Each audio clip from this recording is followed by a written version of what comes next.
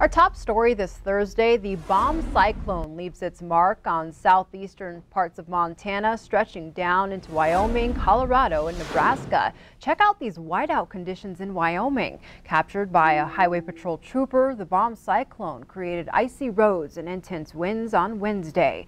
Power outages, stranded drivers, falling trees, canceled flights, and shut down highways were just some of the issues reported in the areas impacted by the storm. A Colorado State Patrol officer was killed when he was struck by a car while trying to help another driver. Today, the storm is expected to push into the upper Mississippi Valley and upper Great Lakes region. As mentioned, travel at Montana's airports felt the impact of the storm. All but one flight to Denver out of Billings was canceled due to 60-mile-per-hour winds and zero visibility at the Denver International Airport. Both Bozeman and Great Falls are also reporting canceled flights to Denver. United says airlines alerted travelers as early as Monday that flights would be impacted. However, we are told United flights should start to resume later in the day today. In Wyoming, check out this morning's road conditions map by the Wyoming Department of Transportation. A large part of the state has closed highways and winter travel advisories.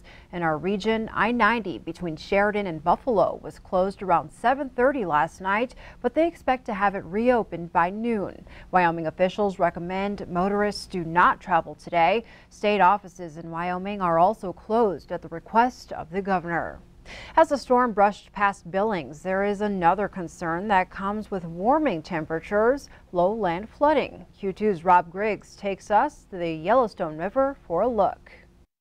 Well, it's about time we start thinking about spring runoff and some potential flooding. Now, flooding typically occurs in lowland areas because of snow melt in the immediate vicinity, also spring runoff, heavy rains, and ice jams. Now, right now, near the Billings area along the Yellowstone, ice jamming isn't too much of a concern, but because we had such a stretch of super cold weather, the ice is thick in some places, and in the next 10 days, as daytime temperatures begin to rise, lowland flooding could be a concern. A couple of things to keep in mind with lowland flooding: you want to stay away from and certainly stay off the ice at all times.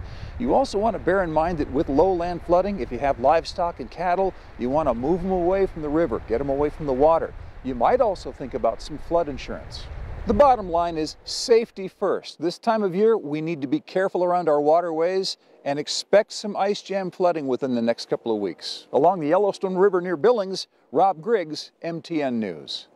In Colstrip, classes started 2 hours late on Wednesday after water flooded the high school. Superintendent Bob Lewandowski says a frozen storm drain pipe prevented melting snow from draining off the roof, so the water seeped into the school instead. Lewandowski says colder temperatures have now stopped the water, and crews spent the day Wednesday trying to thaw the drain pipe. An inspection by mitigation specialists shows damage to drywall and ceiling tiles in 4 big rooms and 6 classrooms. We're lucky we have some alternative rooms and some alternative sites. We have a large school system and building for high school, and so we're blessed in that particular way. It's just that these larger rooms that are affected are main passageways. We're working on the one pipeline, several methods, from chemicals to heated water to a number of other things in order to clear that pipe. Lewandowski says Colstrip High School will start at normal time today. Heavy snowpack is to blame for yet another roof collapse in Bozeman. This time it was an arena at a ranch that helps female veterans and rescue horses. Serenity Ranch houses about 90 horses that are all trained to help female veterans cope with PTSD and other trauma. Thankfully, no people or horses were in that building when the roof came crashing down early Wednesday morning. Montana State University says after a campus-wide evaluation, all flat-roof buildings are safe. MSU leaders say there are no structural concerns with any building outside of the fitness area. While the cold weather may cause leaking roofs and waterline breaks, officials say that should not create structural concerns. However, anyone who notices an issue with the building should report it right away to facility services. An investigation is still underway regarding the south and north gyms. This week's 911 issues with Verizon Wireless are now resolved, but dispatch center officials are concerned it could happen again. A Verizon spokesperson tells Q2 the outage was caused by a hardware malfunction. The same fiber that malfunctioned impacted both the Yellowstone and Gallatin County dispatch centers. However, Billings Fire Chief Bill Rash, who oversees dispatch operations, says questions remain as to what led to the outage in the first place. He says dispatchers documented at least 10 callers who specifically said they couldn't get connected to 911 and used the non-emergency line to access dispatchers for help. Verizon Wireless says the outage occurred within a third-party fiber provider. He said once Yellowstone County notified Verizon of the issue, it was fixed in just 5 minutes. However, issues were first reported on Saturday, and Rash did not give an all fixed until noon on Wednesday. Rash said he intends to put in a formal request to Verizon to find out the exact details of the problem. Northwestern Energy is now asking state regulators to approve an electric rate increase of $35 million a year for its 360,000 Montana customers. Yesterday, we looked at how the cost of the Colstrip power plants has become part of this rate case. MTM's Mike Dennison looks at another unusual wrinkle in the case.